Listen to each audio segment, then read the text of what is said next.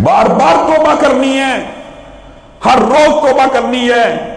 इन्नल्लाह यबसुतु यदहु बिल्लैल, गुनाह तू करे, गुनाह मैं करूं, हाथ मुझे फैलाने चाहिए, हाथ मुझे बढ़ाने चाहिए। नबी करीम सल्लल्लाहु अलैहि वसल्लम ने इरशाद फरमाया, इन्नल्लाह यबसुतु यदहु बिल्लैल लियतूब मुसीउन नहार। हर रोज, सिर्फ रमजान की बात नहीं, जब रात ढलने वाली होती है, अल्लाह अर्श की बुलंदियों से अपने हाथों को फैलाता है। शर्म और दुख की बात है, हाथ मखलूक को फैलाने चाहिए, हाथ खालिक फैला रहा है अपनी मखलूक को बुलाने के लिए। कौन है जो मुझसे पूरे दिन के गुनाहों की माफी मांगता है, तेरा रब उसको मुआफ करता है। इन्नल्लाह यबसुतु यदहु बिन्नहार, क्या ये सिर्फ शाम ढलने पे होता है? नहीं, इधर फजर तुलू होती है। इन्नल्लाह यबसुतु यदहु बिन्नहार, अल्लाह ताला सुबह के वक्त भी इसी तरह हाथों को फैलाते हैं। कहां है मेरे नाफरमान बंदे जिन्होंने सारी रात ऐशो इशरत में बसर की, लहवो लगव में बसर की? आए, कोई है जो तौबा करे, उसका रब तौबा को सुनने वाला है। बताइए, आप जानते हैं कि हर वक्त दुनिया में कहीं सूरज तुलू हो रहा, कहीं दुनिया में सूरज गरूब हो रहा। गोया अल्लाह 24 घंटे आपको और मुझे ये ऑप्शन दे रहा है, आ जाओ, लौट आओ, मेरी तरफ आ जाओ, तौबा के लिए हाथों को उठाओ, मैं तुम्हारे गुनाहों को माफ कर दूंगा। और मुस्नद अहमद की हदीस है, अल्लाह रब्बुल इज्जत कितने गुनाहों को माफ करने वाला है। एक इंसान बहुत बड़ा गुनाह करता है, उसका हुजम एक कमरे के बराबर, कोई इससे बड़ा गुनाह करता है हाल के बराबर, कोई उससे बड़ा गुनाह करता है कस्बे के बराबर, मुल्कों के बराबर, जमीन के बराबर। कोई ऐसा बदबख्त और नाफरमान भी होता है, हदीस के अल्फाज हैं, जो गुनाह लेके आता है अल्लाह रब्बुल इज्जत की बारगाह में, अपने गुनाह लेकर आया। कितने गुनाह? नबी करीम सल्लल्लाहु अलैहि वसल्लम ने इरशाद फरमाया, गुनाह ऐसे लेके आया कि जमीन से लेके आसमान तक अगर उसके गुनाहों के हुजम को न पा जाए, जमीनों आसमान की वुसअतें थोड़ी पड़ जाएं, अपने रब के सामने इतने गुनाह लेके आया और अपने रब को कह रहा है, अल्लाह मुझे मुआफ कर दे, अल्लाह मुझे मुआफ कर दे।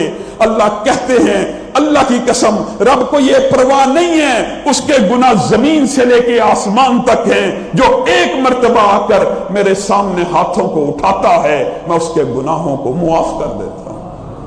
जमीन से लेके आसमान तक गुनाह बरे हों, एक मर्तबा अल्लाह रब्बुल इज्जत की बारगाह में आकर देखो तो सही, उससे मांगो तो सही, उससे अपने गुनाहों की मगफिरत को तलब तो करो।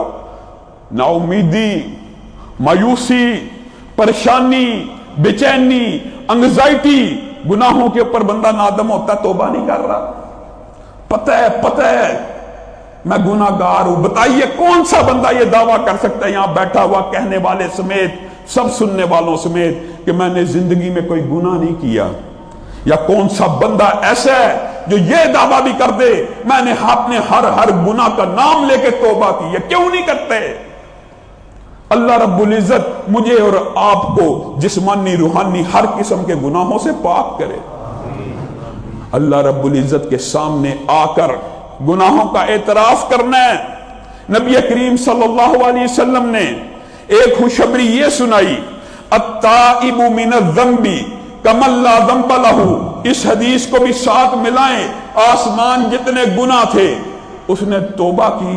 अत्ताइबु मिनज़्ज़ंबि कमन ला ज़ंब लहू, तौबा करने वाला ऐसे हो जाता है गोया उसने वो गुनाह किया ही नहीं होगा। तौबा करने वाला ऐसे है जैसे उसने वो गुनाह किया ही नहीं। और रब ताला इस तौबा से खुश कैसे होते हैं? नबी करीम सल्लल्लाहु अलैहि वसल्लम को रब अगर खुश हो जाए, रब अगर किसी बंदे पे राजी हो जाए, तो फिर ये अल्लाह की सुन्नत है। अल्लाह किसी से राजी हो जाने के बाद, रजा का परवाना थमा देने के बाद उससे नाराज नहीं होते। ये अल्लाह की करीमी के खिलाफ है। کہ ایک بندے کو کہا میں نے تجھے معاف کیا، میں نے تجھے جنت عطا کی، اور پھر بعد میں اپنے فیصلے کو تبدیل کر دے؟ نہیں، نبی کریم صلی اللہ علیہ وسلم نے کہا اللہ صرف اپنے بندے کی توبہ سے ایسے خوش ہوتے ہیں کہ ایک بندہ صحرا میں ہے، اس کے پاس ایک سواری ہے، سواری کے اوپر سارا کھانا پینا ہے، سارا سامان ہے، وہ سواری اچانک اس سے کھو گئی۔ اب جب وہ سواری گم ہو گئی، وہ صحرا میں تنہا ہے، وہ ڈھونڈ رہا ہے، یہاں تک کہ حالات ایسے آگے، ایک دن گزر گیا، 2 دن گزر گئے، بھوک بھی برداشت سے باہر، پیاس بھی برداشت سے باہر۔ اب پتہ چل گیا موت کا، یہ حدیث ہے، حدیث، موت کے لمحات آ رہے ہیں، یہ مثال نہیں ہے۔ اب پتہ ہے کہ موت سامنے کھڑی ہے، اب موت ہی کا انتظار کرتے کرتے سو گیا ہے، آنکھ لگی ہے، کچھ پہر بعد آنکھ کھلتی ہے، سامنے سواری کو بھی دیکھتا ہے، پانی کو بھی دیکھتا ہے، خوراک کو بھی دیکھتا ہے، اتنا خوش ہوتا ہے کہ منہ سے الفاظ کہتا ہے اے اللہ تو میرا بندہ، میں تیرا رب۔ بتائیے یہ الفاظ کفر کے ہیں، یہ الفاظ بد تہذیبی کے ہیں، یہ الفاظ بدتمیزی کے ہیں، لیکن نبی کریم صلی اللہ علیہ وسلم اس کی مثال، اس خوشی کی مثال، جس خوشی کے اندر انسان اتنا بہک جاتا ہے، اتنا بے وقوف ہو جاتا ہے کہ اس کو یہی نہیں پتا وہ منہ سے ادا کیا کر رہا ہے، صرف مثال بیان کی ہے، اللہ کی توہین مقصود نہیں، کہ تمہارا رب جس وقت کوئی گناہگار بدبخت اللہ کو ناراض کرنے والا، ساری زندگی اس کے لیے نافرمانیاں کرنے والا، آ کے ایسے ہاتھوں کو اٹھا کر اللہ کو کہتا ہے نا اللہ مجھے معاف کر دے، تو اللہ کی خوشی اس بندے سے زیادہ ہوتی ہے جس کی جان اچانک سامان ملنے کی وجہ سے بچ گئی ہے۔ اسی پر بس ہوتا، رحمت کا قصہ تو مکمل ہے، لیکن گناہ تو نے کیا، بد نظری تو نے کی، جھوٹ تو نے بولا، چغلی غیبت دنیا بھر کے گناہ حرام کے تو نے کیے، یہ دفتر بن رہے ہیں، رجسٹر سنبھالے نہیں جا رہے گناہوں کے، ادھر تو نے توبہ کی، ادھر نہ صرف یہ گناہ معاف ہوئے بلکہ جتنے گناہ رجسٹروں پہ لکھے ہوئے تھے، اللہ اکبر، رجسٹر جو بھرے ہوئے تھے گناہوں سے، زمین سے لے کر آسمان تک جس کے گناہوں کے دفاتر لکھے جا رہے ہیں، 1:01 سیکنڈ پہ یہ گناہ، دوسرے سیکنڈ پہ یہ گناہ، تیسرے سیکنڈ پہ یہ گناہ، رجسٹر زمین سے آسمان تک ہیں، اس نے توبہ کر لی، اس کے جتنے گناہوں کے رجسٹر ہیں ادھر سے گناہ مٹا کر اللہ رب العزت نے ہر گناہ کے بدلے میں ایک نیکی کو تحریر کر دیا۔ بتائیے اللہ گناہوں کو مٹا کر ان کو نیکیوں میں بدل دیتا ہے، کس وجہ سے؟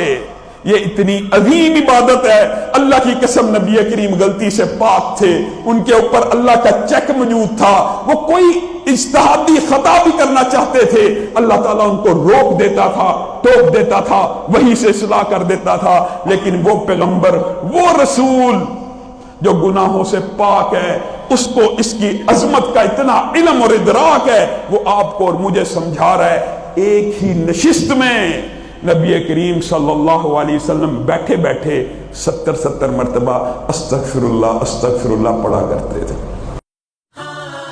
قم للصلاة إذا المؤذن كبارا، أقبل لربك مسرعا متطهرا.